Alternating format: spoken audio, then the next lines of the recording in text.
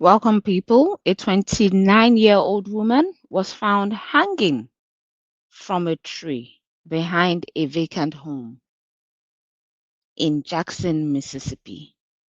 Her name was Tasia Fortune.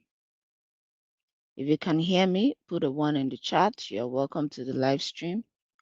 If you can hear me, please put a 1 in the chat. You're welcome to the live stream. Okay, I believe you can hear me. I believe you can hear me. Okay, so her name was Tasia Fortune. For several days, the public knew almost nothing, not her name, not how she reached that property, and not what happened during the final hours of her life. Now, here is a significant new development. A man named Terence Anderson was questioned about Tasia's passing. Detectives reportedly told the court that Anderson acknowledged having an argument with Tasia, although he denied being involved in her passing. Anderson is now being held on a separate firearm charge, but he has not been charged with causing Tasia's death. So tonight, we are asking the question that Tasia's family and the Jackson community deserve to have answered. How did Tasia reach the backyard of that vacant property? Who was the last person to see her alive? What was the nature of the reported argument? What will be the medical examiner's findings? And why has so little information been released about a death that has disturbed people across the country? So tonight we will talk through the complete timeline. We'll examine the latest development and discuss what this case teaches us about women's safety, public accountability, and the danger of allowing a woman to become invisible until tragedy makes her name trend. It's becoming too rampant. This is not simply a story about how Tasia was found. This is a story about a woman whose life mattered. Her life mattered before her name even became an headline. I'll be right back.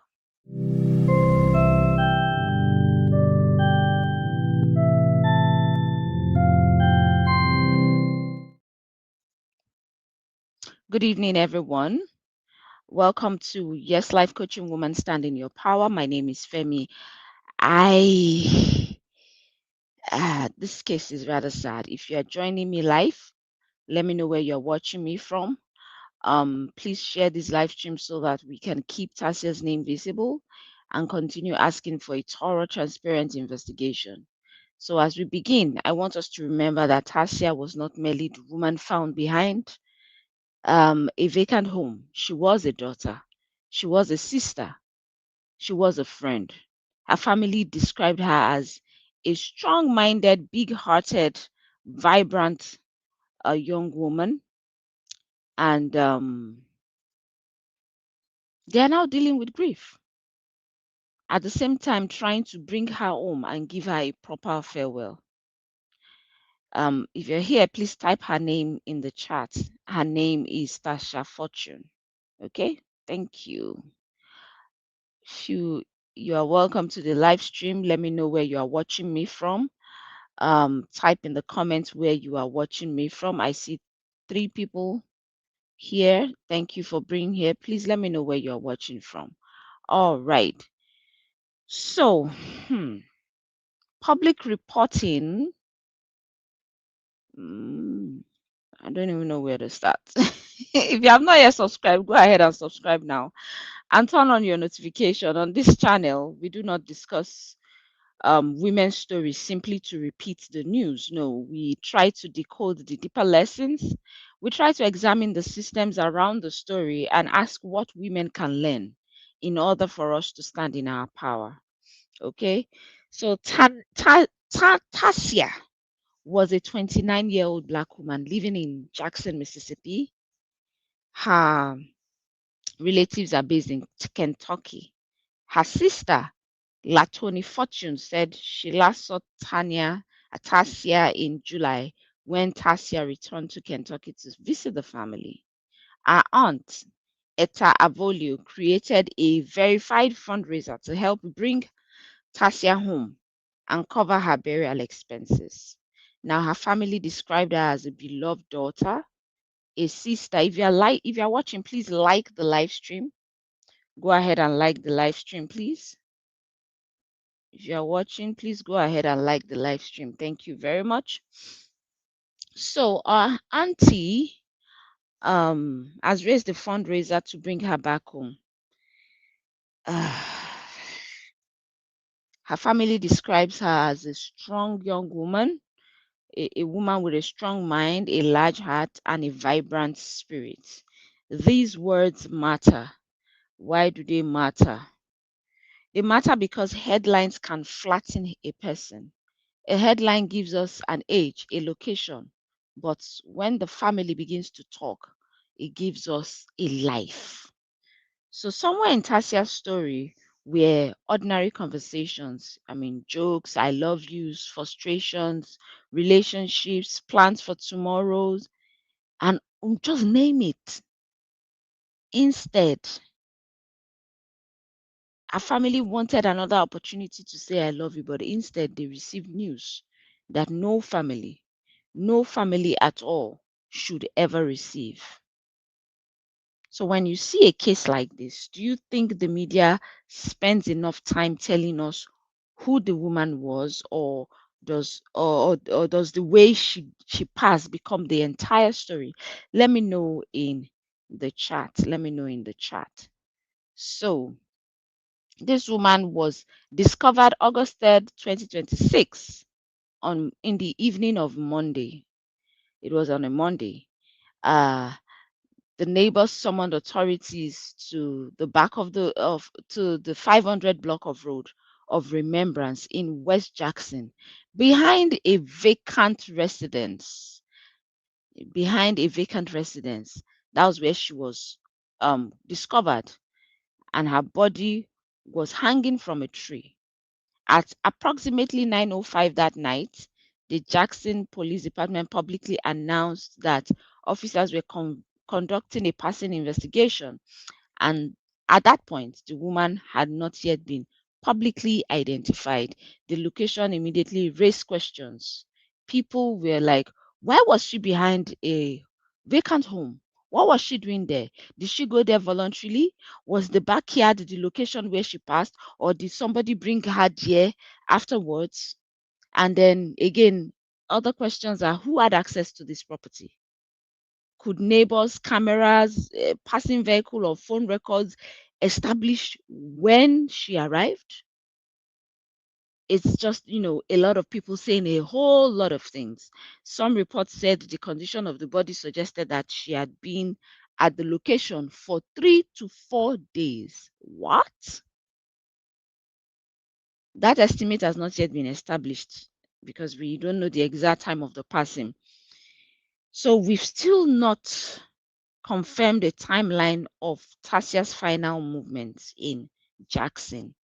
But there's a video that I would like for us to watch.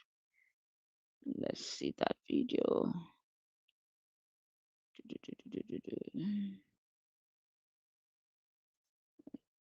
Just give me a few seconds. Let's just watch the video.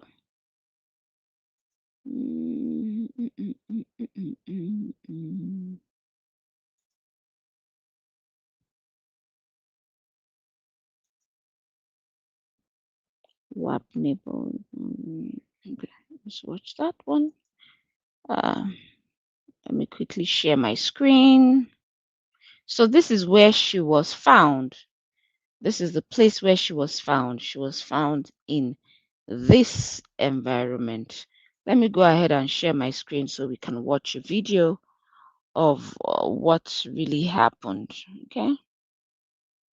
Let's see. All right, let's watch this. This is from WAPT News Jackson. Let's go ahead and watch this, okay? Just shocked when they learned that a woman was hung from a tree in a backyard at a vacant home. They say that This is just heartbreaking. It is heartbreaking. Here in this neighborhood, a woman's body was found. What was your reaction to that? It was heartbreaking. One, because they said she was found in a backyard, not alive. And God didn't put us here to be done that way. At all. Violet Wilson says learning the woman was found hung from a tree made the discovery even more disturbing. Hear what that woman said? God did not put us here to be done that way. This is just sheer human's inhumanity to man, or man's inhumanity to man. Like, what would that woman, that young woman, have done to deserve that? And how dark can someone's mind be? How heartless can someone be to do her that way? You heard that word that woman said? God did not put us here to pass that way. No matter what she has done, she doesn't deserve this. No human being deserves this. Let's keep watching. Disturbing. It's unnatural in this lifetime. You don't see things like that. Darren Johnson says this has shaken a neighborhood he considered safe. It's quiet, older people over here, so we don't normally have that. So just to hear that happen, it kind of got us shook, basically the whole neighborhood shook, because we never have that problem. Now, you can just imagine in your neighborhood, somebody is found hanging behind a building in a rather quiet neighborhood. Like, make it make sense. What's going on here? This is sad. Now he says some neighbors are questioning whether they should stay. I'm gonna be honest with you, it kind of had me in a whole nother stage where, like, man, should we still stay here or should we leave? Jackson police say officers responded to 500 block of Road of Remembrance around 7:30 Monday night. The woman was found hanging from a tree in the backyard of a vacant home. Witnesses say a Jackson Fire Department ladder truck was used to get her down. But just to hear about that, like I say, it got everybody skeptical, everybody questioning each other, don't nobody know what's what.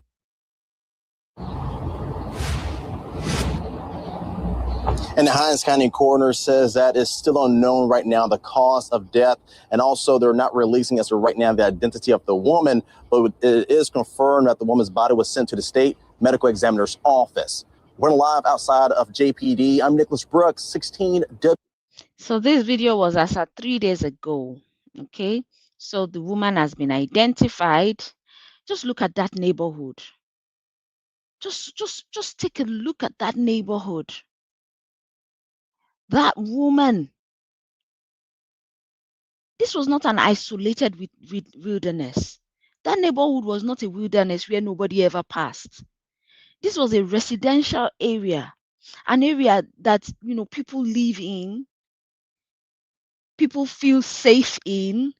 That makes the timeline even more important. When was she last seen alive? When did her telephone stop ringing or showing activity? These are the questions that are in my mind. Did anybody report her missing? Did anybody hear or see something unusual around the vacant property? These are not questions driven by online rumors. These are basic questions that are needed to reconstruct the final days of this woman's life. Now, the Hinds County Coroner Office sent Tasia's body to Mississippi State Medical Examiner's Office. The autopsy is expected to determine the cause and manner of her passing.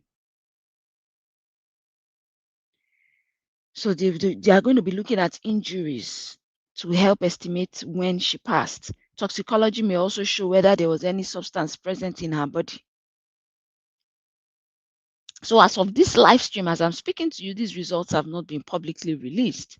Hopefully, these reports will be released.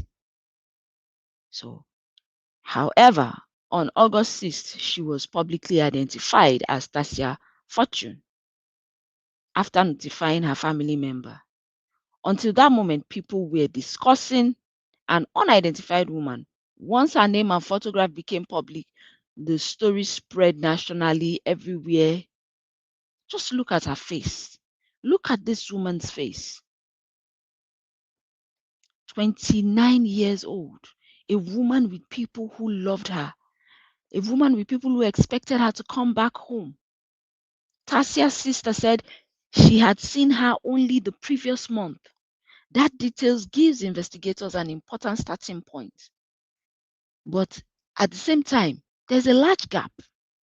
July was the last time the family visits publicly, that maybe there was a visit, was publicly reported, not necessarily the last confirmed sighting of Tasia.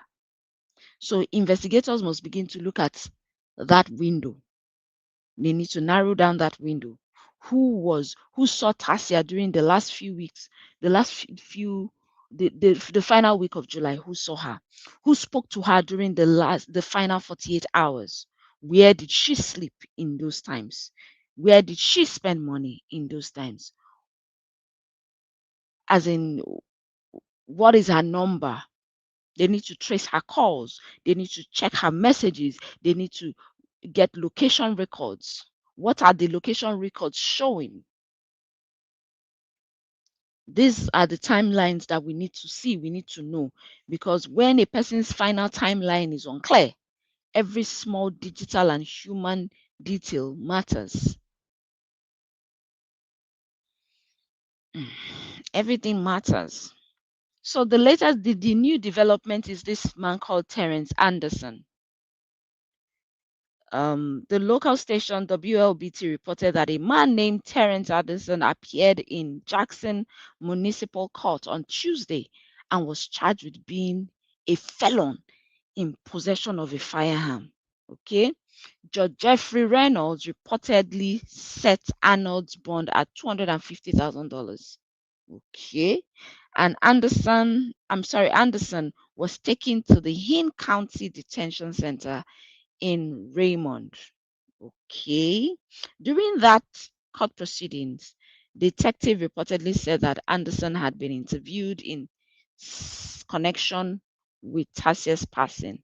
According to the report, Anderson denied being involved in a passing, but told investigators that he had been in an argument with her. That is where the public information currently stops. We have not been told how he knew Tasia.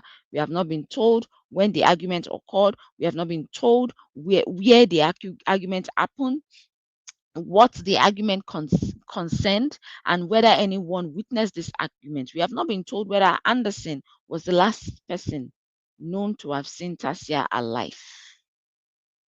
We have also not been told the firearm involved in Anderson's separate charge, whether it has any connection to Tasia's passing.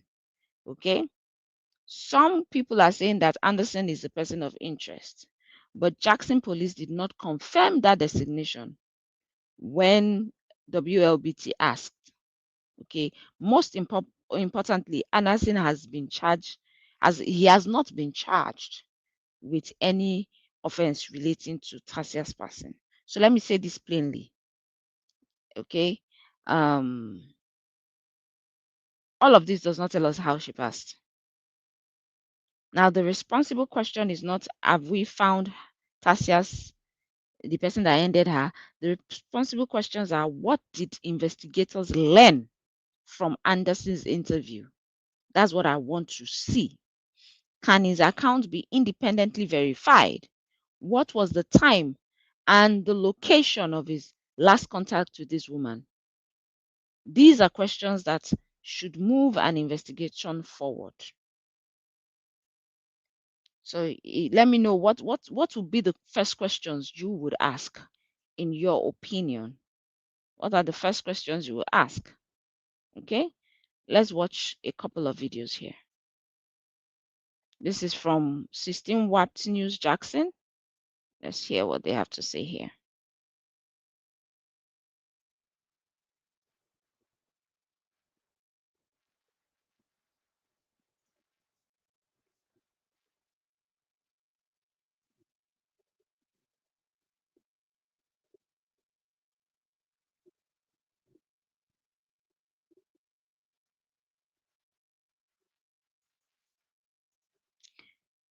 They're asking for help. Why?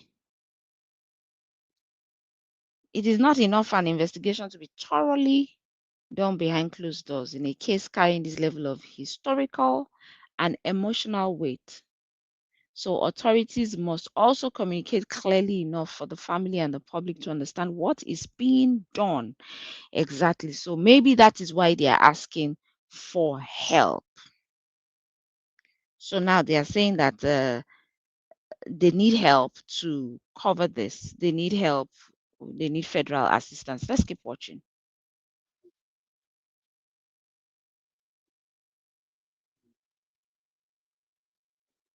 Hmm.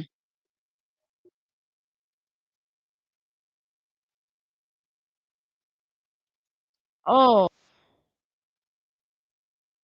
hanging in the tree for 3 to 4 days before someone found it Monday night at the house on Road of Remembrance. let Stokes me Hanging let from me a let me tree re- behind a Jackson. sorry guys, let me restart it. I'm sorry. Let's A replay woman that. found hanging from a tree behind a Jackson house has been identified, and that case is raising new questions tonight. That's right. A city councilman says that federal authorities need to step in. 16 WAPT's Ross Adams explains what he wants and why he says the community can't wait. Councilman Kenneth Stokes says he just sent a letter to the U.S. Attorney for the Southern District of Mississippi asking for the agency to help in any way it can after a young woman was found hanging from a tree in an abandoned home in West Jackson. Anything that they can provide to get this hanging case solved quickly. We need to have someone in handcuffs as soon as yesterday. Hinds County coroner identified the woman as 29-year-old Tasia Fortune. Investigators say Fortune's body had been hanging in the tree for 3 to 4 days before someone found it Monday night at the house on Road of Remembrance. Stokes' letter to the U.S. Attorney asked for help finding the suspect and a motive for the killing. Everywhere you go, they talking about that hanging. I don't care where you go, to the grocery store, to get something to eat, people talking about that hanging. Who won't talk about it? It's a rather scary situation. People will talk about it. Jackson Police Department has said little about the case in the past 4 days. Other than a late Monday night social media post, JPD has been so tight-lipped they haven't even sent out a press release. Once upon a time, a press release would have come out quickly because of the sensitive nature of hangings in Mississippi. Alrighty, let's talk about it. In a Thursday interview with 16 WAPT, Police Chief Rochelle Brackney refused to answer any questions about the hanging investigation. And that's the part I don't like. Why don't they always answer questions? Why do they like to keep people, in limbo? Questions need to be answered. Councilman Stokes says even if there's no racial element to this hanging, he says given Mississippi's history of lynchings, public officials all across the city need to step up and say this is unacceptable behavior. Reporting from Exactly. Jackson, Ross Adams, 16. As they should. Let's watch another development here. Let me see.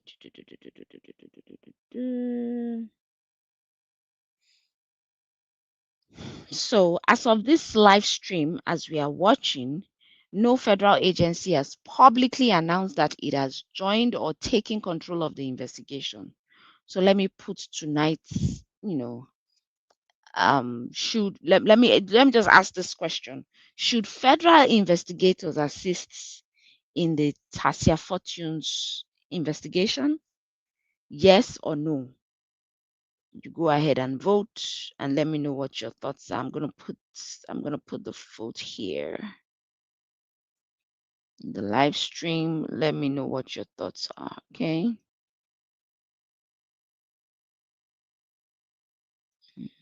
This is rather crazy. I'm creating the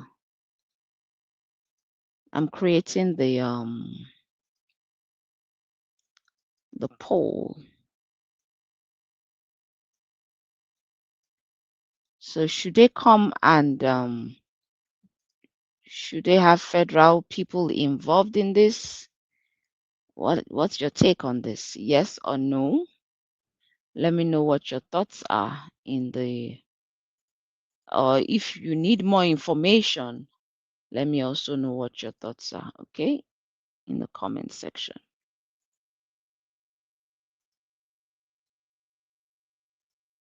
All right, that has been created.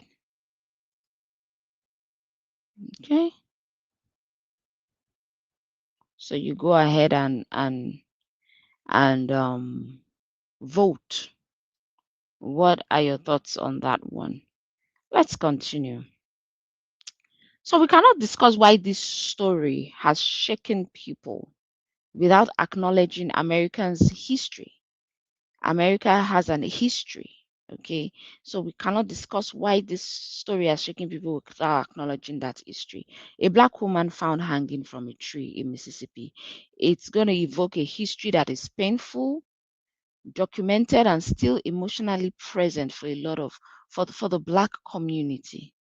It's going to do that for the Black community. People are not reacting only to one crime scene. They are going to be reacting to generations of Black persons that were ignored, minimized, or explained away without the accountability families deserve. And remember, we still have the Nolan Wells case ongoing. So this is why transparency matters. Transparency does not mean releasing every piece of information while the investigation is still active. What transparency means is that it gives the family timely information. It means explaining which agency is responsible. It means confirming whether the scene has been fully processed, whether witnesses are being sought, whether the medical examination is complete, and what the next stage of the investigation will be. There is also a danger on the other side when authorities leave a vacuum. The danger is that social media will fill this vacuum with its own theories. People begin declaring the big M. Some will say is S. Some will declare the hate crime. Some will say is a serial killer involved or a conspiracy before the evidence is even available. So to avoid that, there should be transparency.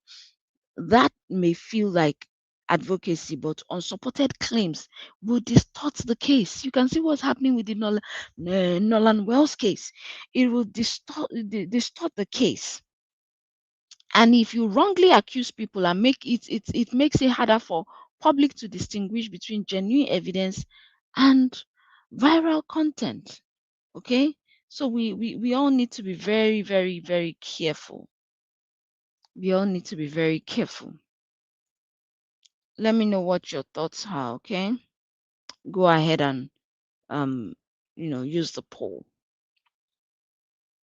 So we should not have to choose between silence and speculation. We can demand urgency, we can demand evidence and transparency all at the same time. So let's bring it down, because this story has a deeper lesson behind the headlines. A woman should not have to become a tragedy before people search for her story.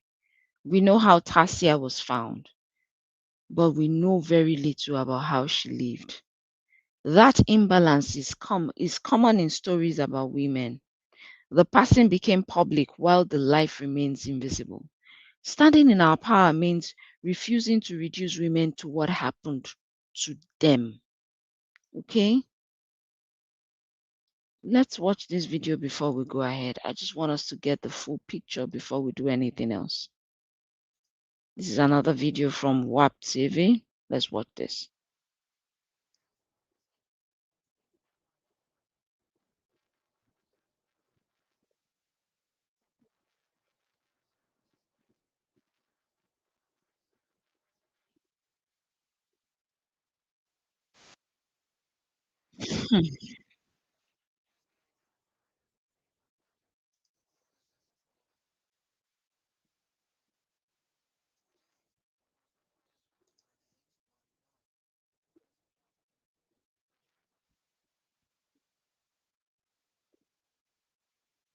So sad.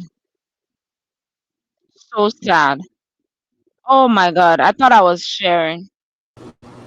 In that manner. Everywhere you go, they talking about that hanging. I don't care where you go, to the grocery store, to get something to eat, people talking about that hanging. The Jackson Police Department hasn't been talking about its investigation of the hanging Other than a late Monday night social media post, JPD has been so tight-lipped they haven't even sent out a press release. Once upon a time, a press release would have come out quickly because of the sensitive nature of hangings in Mississippi. Councilman Stokes is worried. That's why he sent a letter to the U.S. Attorney's Office asking for help about the incident on Road of Remembrance.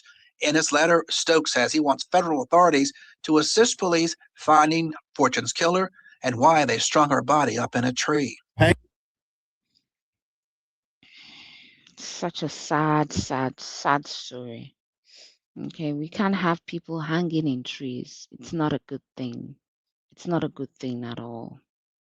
Okay, so yeah, standing in your power means refusing to reduce women to what happened to them. When officials release almost nothing, grief and historical fear would rush into empty space. Families deserve a clear point of contact. They deserve regular updates and an explanation of the investigative process, even when every answer cannot be made public. Okay, we do not know whether interpersonal violence caused Tasia's passing, but the report that she had recently argued with someone gives us a broader safety lesson.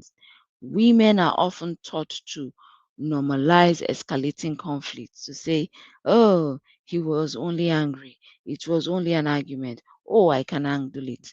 Not every argument predicts violence, but threats, stalking, coercion, isolation, weapon access, and escalating rage should never, ever be dismissed.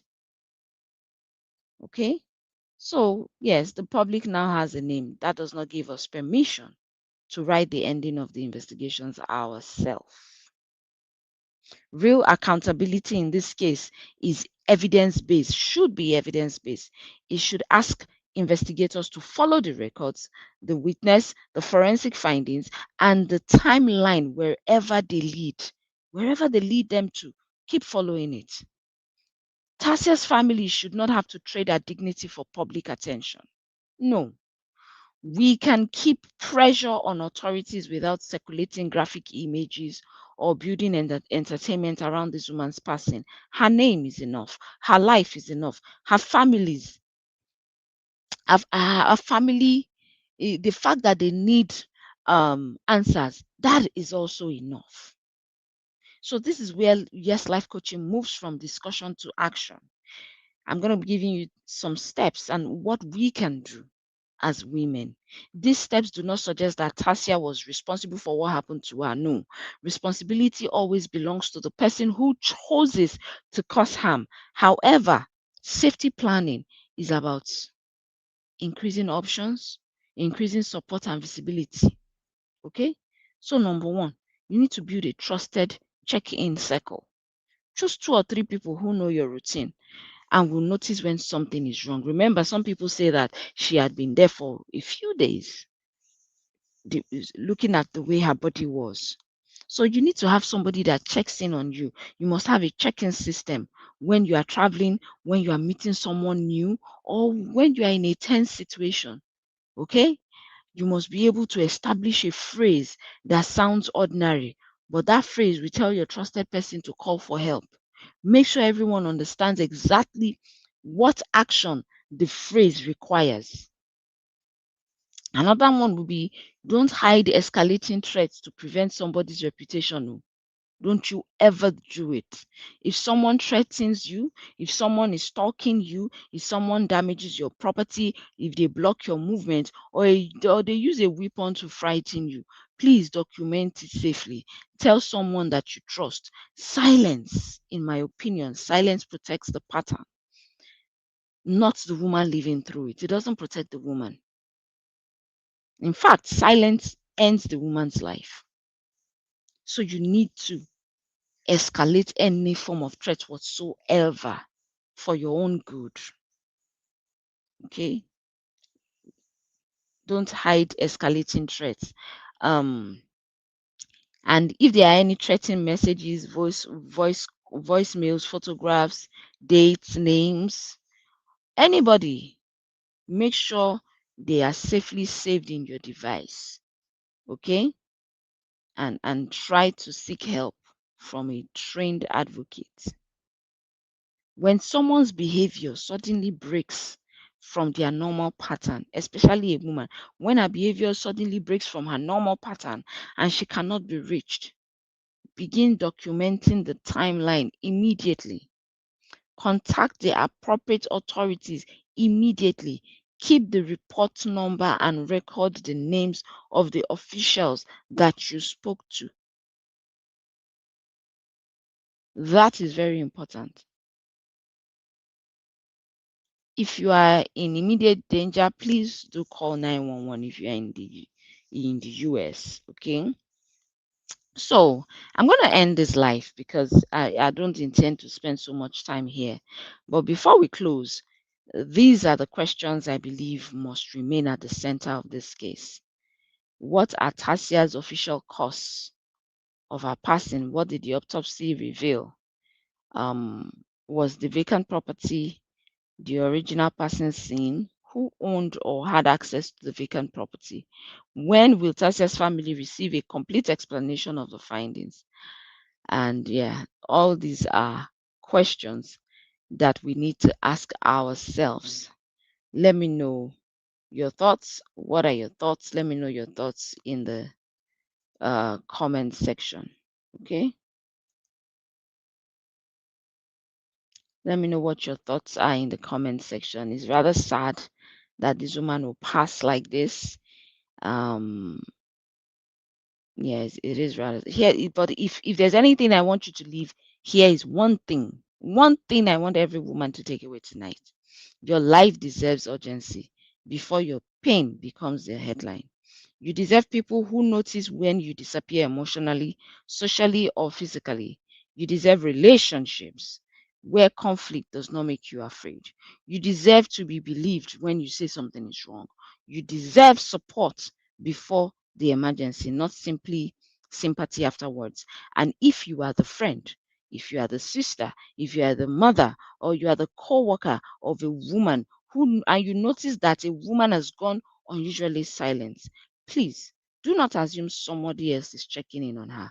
Make that call, send that message, ask the direct question. Sometimes standing in your power means speaking for yourself. Sometimes it means refusing to let another woman disappear unnoticed. If this conversation has been meaningful to you, please like the live stream. Go ahead and like it, share it, and subscribe to Yes Life Coaching Woman Stand in Your Power. In the comments, leave one respectful question you want investigators to answer. Do not post accusations or graphic materials. Let us keep the focus on Tasia, the evidence, and our family's rights. Our family has a right to know what has happened to her. If you are a woman and you are rebuilding after trauma, you are learning to set boundaries, you are trying to reclaim your voice, or feeling that you have lost yourself inside other people's expectation, you do not have to make that journey alone.